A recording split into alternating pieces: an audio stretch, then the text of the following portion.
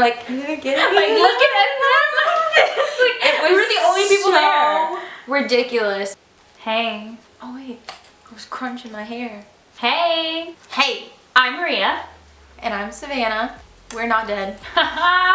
We say this like every video. God. Okay, so we did the first part of 1D Orlando a really long time ago, and then we never did the second part, so we thought we should probably do that. So today we're going to tell you about 1D Orlando Part 2, which is basically Private Performance Day.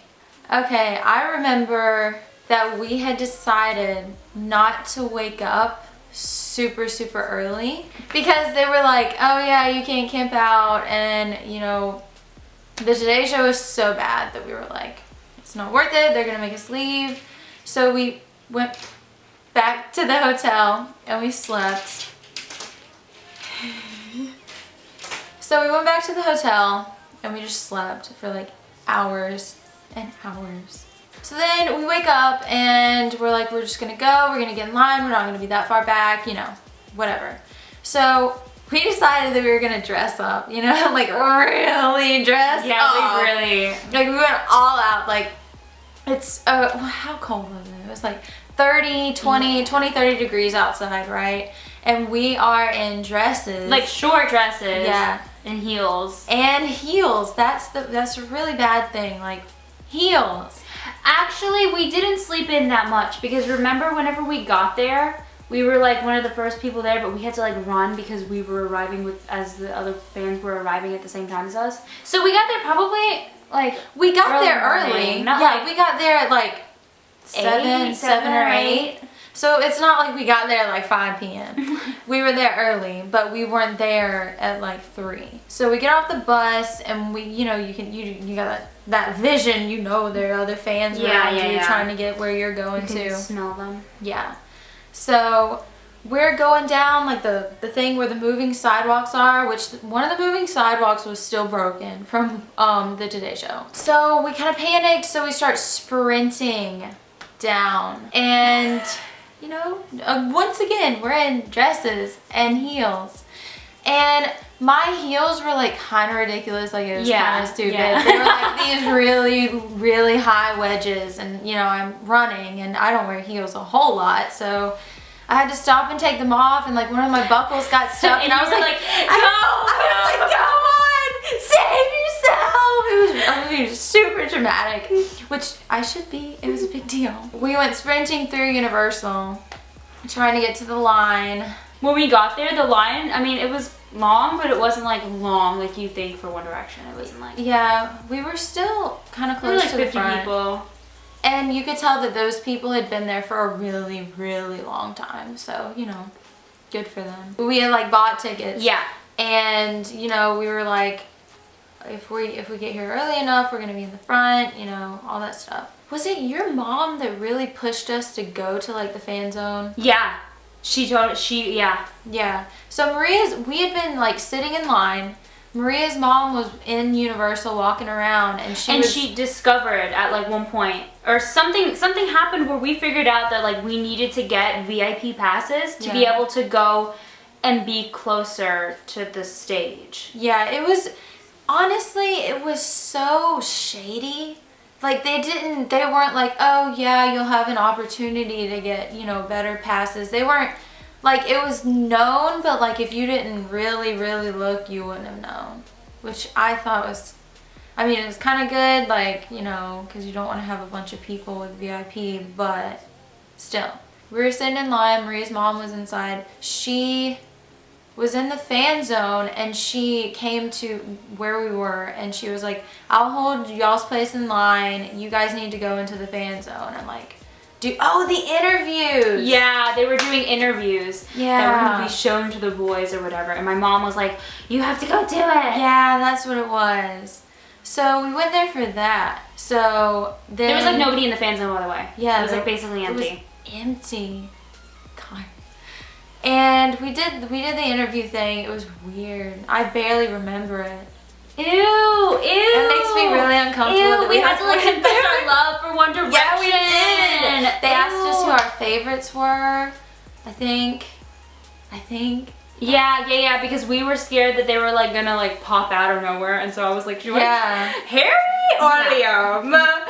Yeah, because we had, you know, that one time that we went to sleep for a couple hours and woke up and found pictures of Louis in the Gryffindor outfit. That happened, so we were kind of worried that, you know, they were gonna, but it didn't happen. And then they had like a bunch of other stuff around the fan zone, like really like, they call it the GIF machine or GIF, whatever. I don't know. I say GIF, people give me such crap about that, but I don't care. and Those then things. like just picture things with like backgrounds and stuff. Which we took pictures with like the backgrounds and stuff and did all the things there. And then like later on, we got pictures of the boys standing exactly where we stood. Yeah. Because they are our true fans. That was really nice. But there were like, I know they had like the cutouts of the boys, and then there was like that thing with the 4, there was like one picture and then another picture, and then there were like 2 stations set up that had like the backdrop with the GIF thing. And we literally went in like a circle, and we went in a circle like 5 times doing each of them over and over and over again. Because we figured out, how did we figure that out? We figured out that we needed VIP passes. Yeah, and I don't even think we knew that that's what you were supposed to do. I think we were like, if we look fan enough. I really don't even think that's what you were supposed to do. We just lucked out. Yeah. So, yeah. We were just losing our minds in the fan zone basically. And you know, they had the stage where they had people set up and they were all on laptops, so it was like weird crew people. Yeah. So, and we just assumed that they had passes, and we were like, okay, we gonna prove to you that we deserve these passes. So when we took pictures with everything, we like tweeted them out and like added Universal. Yeah, I started spamming Universal. Yeah, and all that. Then the final breaking point, I will remember this right before I die. They were playing the album, you know, Act My Age came on, and we broke out into the most ridiculous Irish jig in the middle of the fan zone. We stood like right in front of the stage, and they were like just looking right down at us. And yeah, we were basically begging. We were like, can you get me? Like, looking at them like this. Like, we were the only people there. Ridiculous. But then it was like 10 seconds after. I got a tweet from Universal telling me to DM them. And then I said in all caps, hello, to Universal through DMs. Like, I was hitting them up. Okay, and they replied, please confirm you are over 18 years of age. I wasn't. Or your parent or guardian is in the park with you today. And I said, yes! And this gift is for up to 4 people. Your entire party must be present to claim all 4, which we only ended up using 3 of the passes. And then I said, yes! And they said, okay, this is the funny part. They said, can you please come with your group to the right side of the 1D Orlando fan zone stage and meet our rep by the stage in the next 30 minutes. And we were standing like 3 feet away from that rep. But it was weird because we like didn't know where we were. So we started like spinning around in circles. We were like, where? And then we looked, and there was a lady, and she was laughing at us, and she was like, and we were like, oh. Wow, that was a good moment. And then later on that night, I mean, this is kind of jumping ahead, but not really. I got a message, or later on in the day, I got a message from them. Okay, that was 10:45 in the morning that we got passes. That was early. Oh. I got a message from them, Universal, saying, hi, are you there? Please come to the Fans on stage by 2:30 today to claim your prize. And then we never figured what, because I messaged them back like 2 hours later, and they were like, all the prizes were given out, sorry. Yeah. So, okay, if you were at 1D Orlando and you got VIP like we did, we need to show those. Oh yeah, these are what the passes look like. Yeah. Oh my god, they're so like official and like and they're high quality. Really nice. They're so nice. Okay, whatever. And then after we got them, put them on, and we were like walking around like the town of Universal. We were like holding them, and we were like, yeah, we're special guests. We're like dating One Direction, and people were falling for it. They were like looking at us. They were really impressed. If you got these VIP passes, the red ones, from One Day Orlando and you went and claimed your prize, please let us know what it is, because I want to know what we missed out on. It's probably meet and greets. Yeah. So we got the passes and then we were like freaking out and my mom was like crying.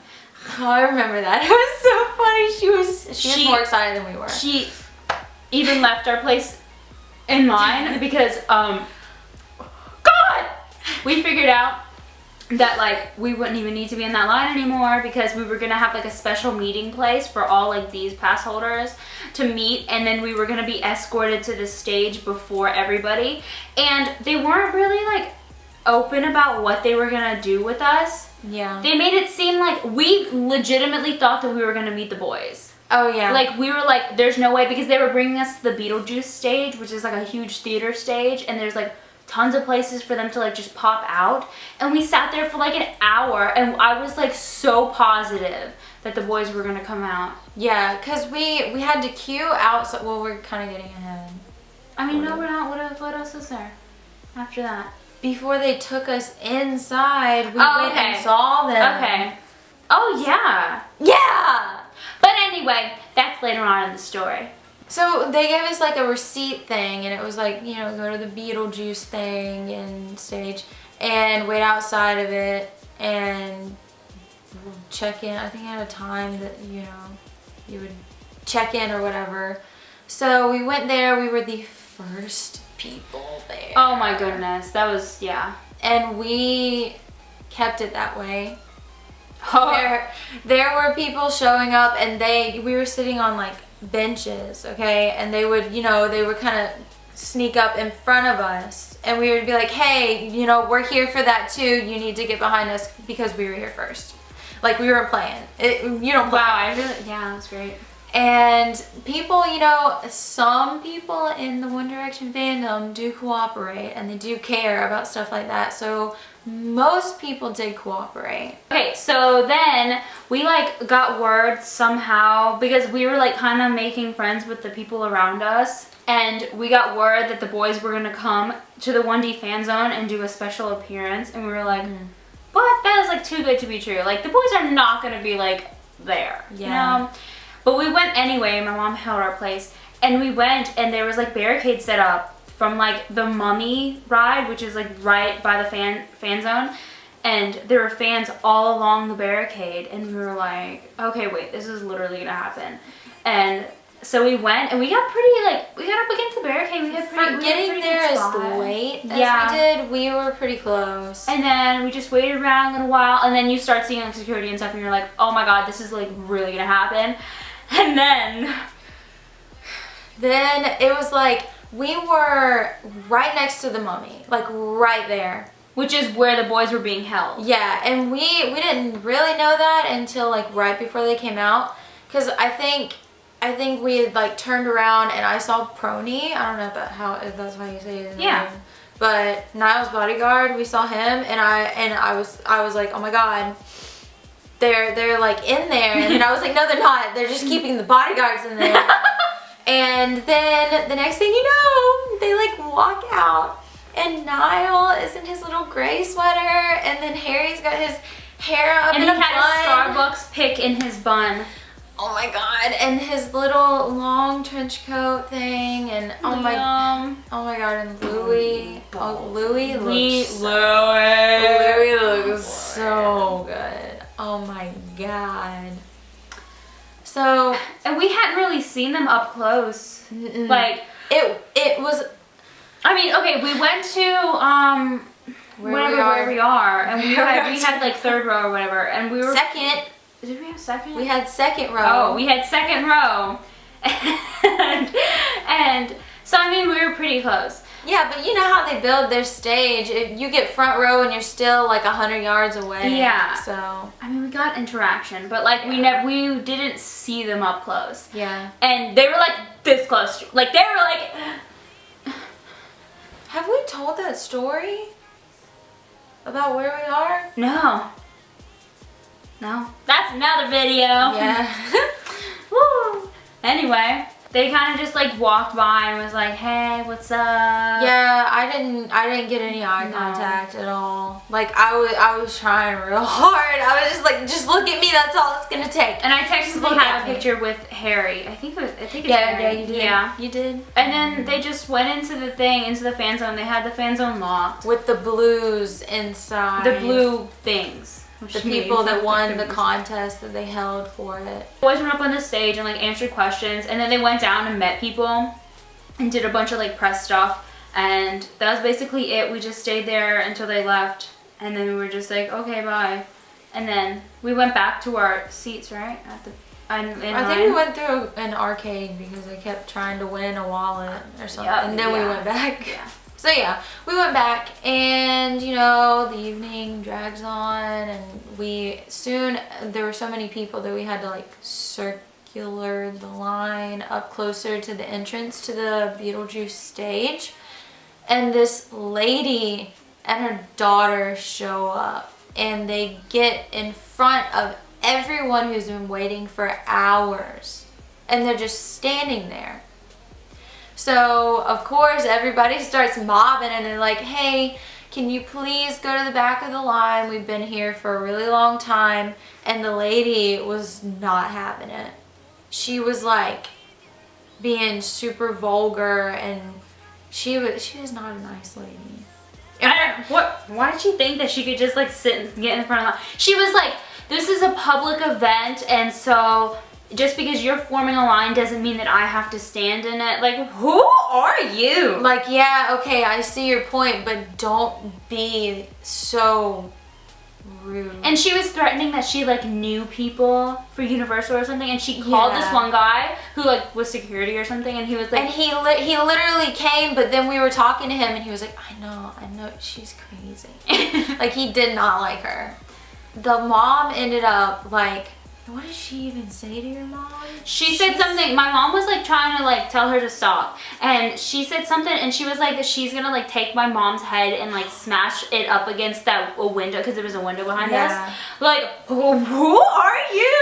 Oh my god. Yeah, like, and her daughter wasn't saying anything, but you could tell that her daughter was like, she apologized when she was like, I'm so sorry. Yeah, but literally, if that was my mom, I would have had to have said something. But eventually the lady did get taken care of, and she was at like the back of the line, and she wasn't happy, but I don't care.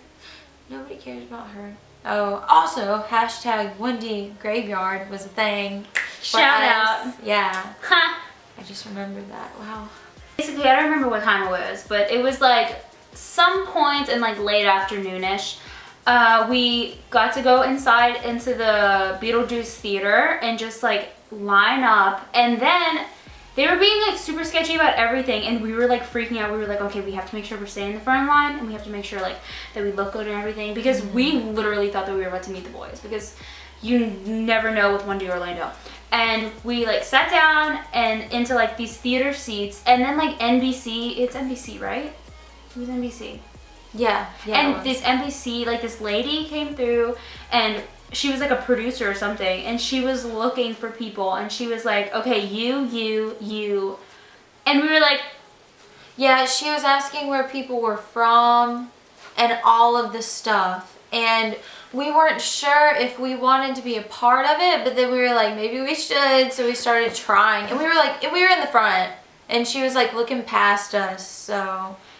But she was picking, but we weren't sure if we wanted to be a part of it, because she was picking them and then she was moving them off to a separate seating area. Yeah. And we were like, if we do that, we're gonna lose our front of the line seats. And to them, that might not be a big deal, because they're gonna be like, oh, you're still gonna go anyway. No, it's a big deal, okay? So after they sorted those people out separate from us, we were yelling at the dude, and we were like, we were first in line, you have to take us out first, you need to keep the line straight so it's fair, and everybody's, they get what they deserve. And he's making us walk real slow. Oh my god, that was so funny. The whole line like marched down this the town, like single file. It was so funny. Oh my god. We're like approaching where they held the private performance, and we're realizing that there were people in there ahead of us. We were like, oh no. it was funny because once we like got in there, the dude that was leading us like scrambled out of the way because he knew what was about to happen. Like people were gonna. I had to think really quickly because it was like there were already people around the stage. So where are you gonna go to where you can get the closest? And we were like thinking about, okay, which one of the boys stands where? Like yeah. So we were trying to keep that in mind. It was like 100 million billion things we were trying to think about while there are girls running trying to get places. Okay, say you're like on the stage and you're singing, you're doing your thing. We were to the left, down, like right there. Like right as you can, you know, you kind of walk out and right there. But we weren't like right there because there was this little girl, okay? This little girl in a banana yellow sweatshirt. I'm never gonna forget her. And she was young, like she was real young, and she could like barely prop her arms up on the railing, right? She was with her parents too. Yes. Her mother and father. I'm getting there. Her mom was more towards me, and then the dad was more towards you, right? Because I was on your left and you were on my right. Yeah, but if that was, then at some point they switched because I remember the mom's butt was like on me. Oh, that's at right. one point. That's right. So okay, so I basically exactly the parents remember. were like guarding her. Yeah. So that way nobody. I mean, that's like kind of understandable, but they were being like really ridiculous. Yeah, they weren't doing it for like the safety of their child. They were doing it because they were like, oh, you're not going to steal the attention away from my child. That really wasn't what that was. They wanted to make sure that like Liam looked at her. Yeah, because Liam wants to date a 12-year-old. I think. Oh my god! Like they were trying to sell her to them. Like no, it's not how it works. We would like every time because Liam was staying mostly on our side, and every time he would come over and we would like try to like move to see, the mom especially would literally like shift. Well, she would literally block us so Yeah. we couldn't see, and I was like, are you kidding me? This woman is standing in front of me. My husband is right there. Yeah, and Liam, the thing that really made me mad was that the little girl wasn't even happy to be there. Oh my god. And Louis made a silly face at her, like goals. Okay. Like trying to make her laugh. Yeah, and she just sat. She was like. And then Liam would do that. He would point at her, and then he even like did the thumbs up, like, "Are you okay?" And she just sat there. And you saw her mom, like after he walked off, she like grabbed her shoulder, and she was like, and the little girl was like.